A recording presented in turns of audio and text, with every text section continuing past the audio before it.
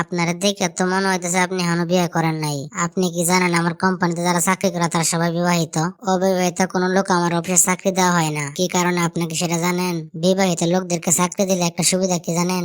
এরা বউর কাজ কাছানি আর গেছগাছানির কারণে বাড়িতে যেতে চায় না। ওরা অফিসের মধ্যে থেকে যতই গালাগালি করে যতই অফিসের কাজে চাপে রাখি। স্যার, আপনার ধারণা সম্পূর্ণ ভুল। আমি বিবাহিত। প্রয়োজন হইলে আমি অফিসে থাকবো, বাড়িতে যাবো না। স্যার, এই চাকরিটা আমার খুবই প্রয়োজন। আমারও ঠিক একই অবস্থা। ঠিক আছে, আপনি বউকে নিয়ে একটা রচনা বলেন, যদি সুন্দর করে বলতে পারেন আমার পছন্দ হয় তাহলে আপনার চাকরি কনফার্ম। কি বলেন স্যার? এটা তো আমার জন্য কোনো ব্যাপারই না। আমি আমার বাস্তব অভিজ্ঞতা থেকে বলতেছি, আপনি একটু মনোযোগ দিয়ে শুনেন। বর্তমানে দেশের মধ্যে বউ নিয়ে 90% মানুষ শান্তিতে নাই। আমরা পুরুষরা মনে করি বউ হইলো গৃহপালিত বধূ, কিন্তু আদতে তারা হইলো উল্টা। বউরা চিল্লাই বেশি, বুঝে কম। এদেরকে দেখতে মানুষের মতন মনে হলো এদের জিনগত একটা পাওয়ার বেশি আছে। সাফাবাজির জন্য তারা সেরা।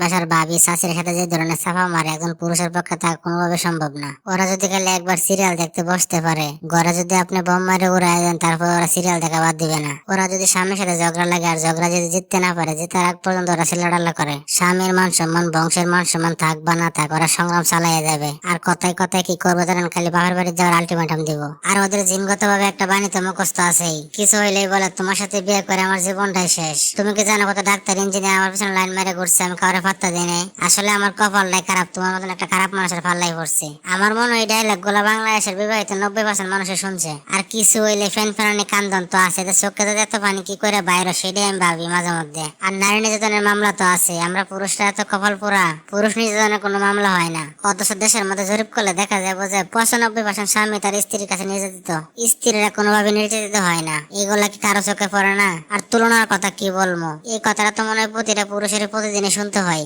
আপনার বাড়ি গাড়ি টাকা পয়সা সবকিছু আছে, কোনো কিছুর অভাব নাই, তারপরে বউ আপনার কানে করে জ্ঞান জ্ঞান জ্ঞান করে কি করবে জানেন? দেখছে ওনারা নতুন ফ্ল্যাট কিনছে, ওনারা BMW গাড়ি কিনছে, তোমার মাত্র 2 তলা একটা বাড়ি আর করলা একটা গাড়ি চালাও। আপনি যদি এরা পুরো বাংলাদেশ কিনে দেন, এই বাংলাদেশ পাওয়ার পরে হয়তো একদিন খুশি থাকবো, তারপরে আবার বলতে শুরু করবো, ধুর তুমি আমার বাংলাদেশ একটা দিলা, এটা ছোট্ট একটা রাষ্ট্র, তুমি যদি আমার রাশিয়ার মতন একটা রাষ্ট্র হইতো তাহলে অনেক ভালো হইতো।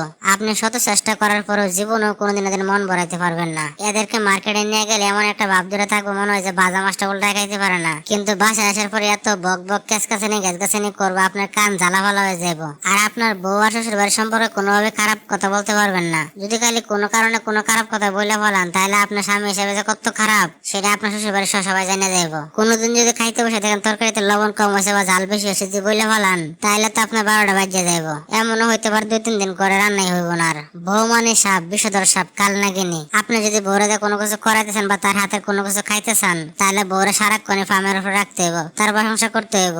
আপনি যদি একজন ভালো স্বামী হয়ে থাকতেছেন, তাহলে আপনার বউ যা বলবো তাই করতে হইব। যদি খালি একটু 19-20 হয়, তাহলে পাড়া প্রতিবেশী থেকে শুরু করে সবাই জানবো আপনি সবচেয়ে খারাপ। আরো অনেক কিছু বলতাম, কিন্তু সময়ের কারণে বলতে পারলাম না, অন্যদিন বলবো না। তাছাড়া আমার রচনাটা কেমন হয়েছে, আপনাকে পছন্দ হয়েছে? চাকরিটা কি হইব?